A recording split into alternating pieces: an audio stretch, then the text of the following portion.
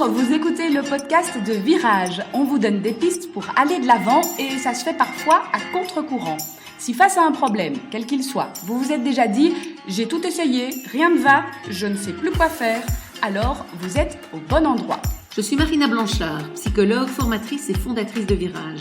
Mon école s'inscrit dans la lignée de celle de Palo Alto, c'est-à-dire de la thérapie brève. Et je suis Peggy Van Lierde, chef d'entreprise, journaliste et coach en développement personnel. Ensemble, nous vous proposons des réflexions pour avancer autrement. Est-ce que tu es sereine, Marina, quand tu pars en vacances ? Ah, bonne question. Alors, oui, je suis sereine, mais c'est quand même difficile pour moi de ne pas penser à mon boulot du tout. Hein. Oui, ça, je dois bien le reconnaître. Moi, je suis passée aussi par une phase plus compliquée. Alors, au fur et à mesure, des petites choses se mettent en place. Et c'est ça qu'on va essayer de partager aujourd'hui avec vous dans cet épisode. Si vous aussi, vous n'êtes pas tout à fait serein quand vous partez en vacances et que le mode boulot est encore activé beaucoup plus que ce qu'il ne faudrait ou beaucoup plus que ce que l'entourage peut tolérer aussi, parce que si vous partez pas en vacances tout seul, eh bien ce manque de sérénité a un impact aussi sur ceux avec qui vous partez en vacances. Bref, on va parler de vacances et de sérénité pour que vos vacances se passent au mieux. Exactement. On peut envisager différents scénarios. On l'a déjà vu, toi et moi, on ne part pas en vacances de la même façon, avec le même état d'esprit.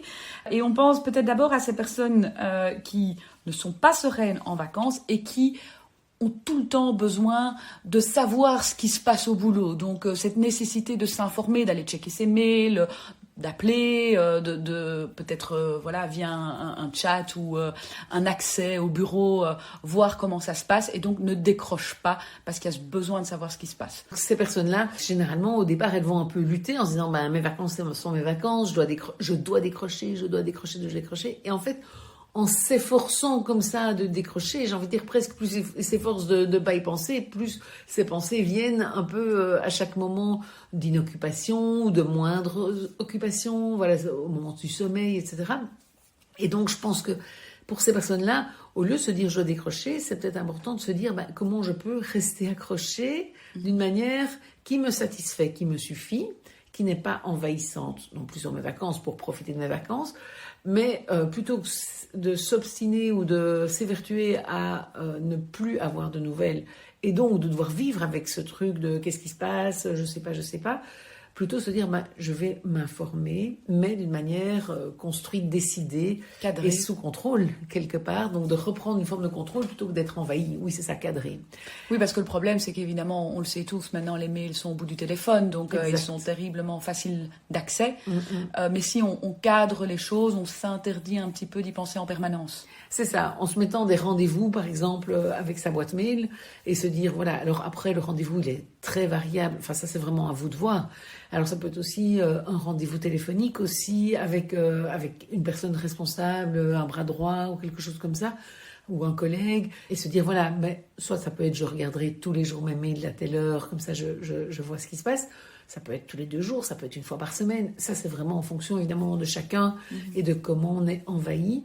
Mais je pense qu'il vaut mieux se dire ça et profiter bien du reste de la journée que d'être en permanence dans sa tête en train de te dire « Oh là là, pourvu qu'il ne se passe rien, j'espère que Gertrude a géré ça ou que Pierre, Paul ou Jacques a fait ça. » Je pense que mieux vaut alors rester connecté, mais d'une manière contrôlée, si on peut dire, définie dans le temps et qui convient avec notre mode de vacances. C'est sûr que si on part faire de la rando toute la journée, qu'on marche et qu'on est en pleine nature, c'est peut-être pas à midi qu'il faut le mettre, mais en fin de journée ou un moment qui convienne pour nous et de nouveau, comme tu le disais tout à fait, justement, à notre entourage aussi. Prévoir un moment aussi où on sera finalement serein pendant ce rendez-vous aussi et disponible, alors à la limite pour le boulot, pour être après disponible pour ses vacances. Les autres. Voilà, et pour ses vacances. Et pour soi-même, déjà aussi, c'est important. Je trouve intéressant aussi de se dire que ça peut être sur le lieu de nos vacances, mais ça peut aussi être choisir un lieu un peu sortir de la maison qu'on loue, sortir de l'hôtel où on est et aller ailleurs pour se connecter au boulot, pour pas quelque part polluer, enfin si on peut le dire comme ça, nos vacances avec le boulot et se dire je pars une fois par semaine, ou 2 fois par semaine, ou 5 fois par semaine. Donc c'est choisir le moment, mais choisir le lieu éventuellement aussi. Oui, ça peut être intéressant. Après, certaines maisons se prêtent à s'isoler, et voilà, c'est pas indispensable, hein. Ce sont juste des conseils pour essayer de cadrer, en tout cas le plus possible, ces moments.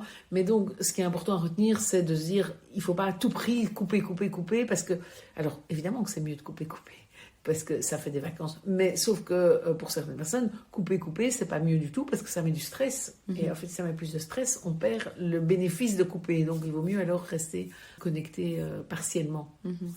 Alors, si je ne suis pas serein et que c'est plutôt parce que j'y pense tout le temps, donc ça cogite en permanence dans ma tête, ben là, peut-être d'abord commencer par se dire qu'il faut une petite acclimatation aux vacances aussi. Oui, exact. C'est souvent normal d'avoir pendant 1 jour, 2 jours, 3 jours, selon nos responsabilités, notre implication professionnelle, encore le boulot un peu en tête. On dit souvent que des vraies vacances, c'est au minimum 15 jours, voire 3 semaines, pour vraiment décrocher. Parce que justement, souvent les 2-3 premiers jours, on est encore un peu dans le boulot. Et à la fin, ça revient aussi un peu plus tôt que la reprise exacte. Ces moments-là, ils sont un peu normaux.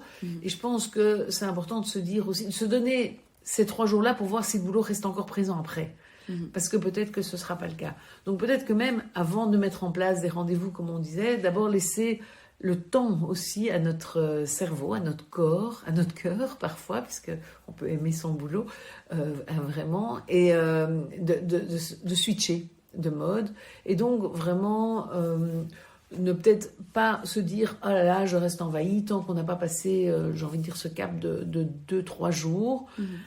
Après ça, voir si ça reste, évidemment, à ce moment-là, il y a à mettre en place soit ces rendez-vous, soit le fait de noter aussi si on a des idées, par exemple, qui nous viennent, on pense au boulot, on se dit ça, il faudrait que je fasse au retour. Ça. Je pense que ça vaut la peine de se dire, voilà, dans mon téléphone, j'ai une to-do list ou un truc que je sais que je regarderai dès mon retour. Et donc pouvoir y glisser les choses qui nous viennent, les pensées. Parce que parfois, nos vacances peuvent nous faire penser à notre boulot. Hein, je sais pas... Ça, c'est la dimension un peu créative. Oui. Parce que voilà, on est en vacances, on voit quelque chose, ça nous donne une nouvelle idée, une nouvelle piste.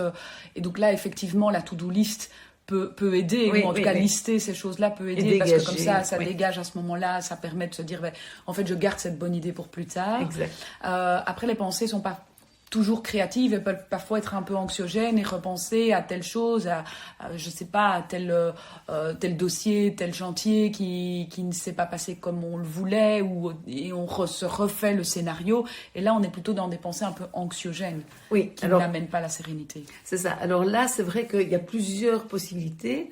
Donc, la première, alors ça dépend un peu, si on est un peu en train de se dire comment j'aurais dû faire autrement, etc., on tombe dans le processus un peu des questions sans réponse, dont on a déjà parlé dans un épisode précédent, et où c'est vrai que là, l'idéal, c'est de pas essayer de trouver des réponses, puisqu'il n'y en a pas. Donc c'est vrai que si je me dis, si j'avais géré autrement telle personne, ou tel chantier, pour reprendre ton exemple, il y aurait peut-être eu ça, et en fait on va faire des scénarios à l'infini, puisque effectivement on ne saura jamais ce qui se serait passé si j'avais fait autrement, et donc là on va devoir vraiment repérer ce genre de prise de tête, si je peux dire, et pour couper, et pour se dire je ne sais pas, je ne saurais pas, je ne le saurai jamais. Et puis si par contre on est dans des questions sur un chantier actuel ou sur un problème actuel, alors là de nouveau, je pense que soit il faut noter, si on a des pistes plutôt de résolution, je pense que ça vaut la peine de les noter, et puis même voir éventuellement, alors revenir à l'idée de se connecter à l'équipe et de donner une directive différente en disant, voilà, j'ai pensé qu'on pourrait peut-être faire ça ou tester telle manière de faire, etc. Et se connecter alors au boulot. Je pense qu'il vaut mieux, à un moment donné, si c'est tellement là, se connecter, faire ce qu'on a à faire pour pouvoir s'en dégager, que d'essayer de s'efforcer. Moi, je suis rarement pour s'efforcer à quelque chose, parce que quand on parle de s'efforcer, c'est une espèce de lutte interne où souvent, en tout cas quand les gens m'en parlent, c'est qu'ils échouent dans cette lutte. Évidemment, si vous vous efforcez d'oublier que ça marche, faites-le, c'est très bien. Mais si vous vous efforcez de ne pas penser au boulot et que ça ne marche pas, alors laissez le boulot reprendre une certaine place pour soulager cette pression quelque part. Et de se rendre compte qu'en fait, quand on a cette attitude-là pour l'entourage qui est avec nous en vacances, en fait, on est là, mais on n'est pas là. Oui, exact. Oui. En plus, c'est ça, on veut être serein, et de nouveau, en fait, on l'est pas du tout, et finalement, le fait de ne pas penser au boulot nous rend encore moins serein que ce qu'on voudrait. Et donc, mieux vaut alors gérer le problème, gérer la situation qui doit être gérée, pour retrouver, tant soit peu, de sérénité. Et donc, du coup, si on fait référence à l'entourage, aussi l'inclure dans ce processus en disant, ben voilà, tel jour, telle heure, à tel endroit, je le consacrerai au boulot. Comme ça, on s'est fixé ce rendez-vous, ça amène un peu de sérénité et de compréhension. Oui, tout à fait. Oui, ça, je pense que c'est très important, ce que tu soulignes, c'est que ce soit verbalisé par rapport à l'entourage présent avec nous en vacances. Et au boulot aussi, ça peut être verbalisé. On peut dire, voilà, je serai disponible le vendredi matin de 8 à 9, ou je serai disponible. Et ça permet aussi de cadrer des interruptions de vacances intempestives, ou des messages, des WhatsApp qui disent, oh là là, on a absolument besoin de toi, dire, voilà, moi je suis disponible tous les matins de 8 à 9 parce que je suis plutôt lève-tôt, ou au contraire à 17h parce que voilà, ça me convient mieux dans mes journées. Mais donc cadrer ça, et c'est vrai que c'est important de le verbaliser et à notre entourage vacancier et à notre entourage professionnel. Donc, que retenir aujourd'hui de cet épisode ? Dans un premier temps, se laisser le temps de l'acclimatation des vacances, 2-3 jours, pour vraiment voir si, en fait, la sérénité s'installe naturellement. Et puis, si elle ne s'installe pas, qu'on reste obnubilé par le travail, mieux vaut choisir un moment, un lieu qui nous paraît opportun pour penser au travail et prévenir l'entourage que ce moment-là va être dédié au travail et que du coup, le reste du temps, on n'est plus disponible. Si ce sont des questions qui nous taraudent, prendre le temps soit de les évacuer parce qu'en fait, elles n'ont pas de réponse, ou alors, si on est plus dans de la créativité ou dans des idées pour le futur, les noter, comme ça elles sont sur papier, on ne les oubliera pas, mais par contre, on peut penser aux vacances. On espère que cet épisode vous aura inspiré pour passer un été serein. Et d'excellentes vacances. Donc, en écoutant, si vous le souhaitez, les épisodes de cette année, parce que nous allons faire une petite pause, Peggy. Voilà, notre break estival. On va se retrouver le 21 août.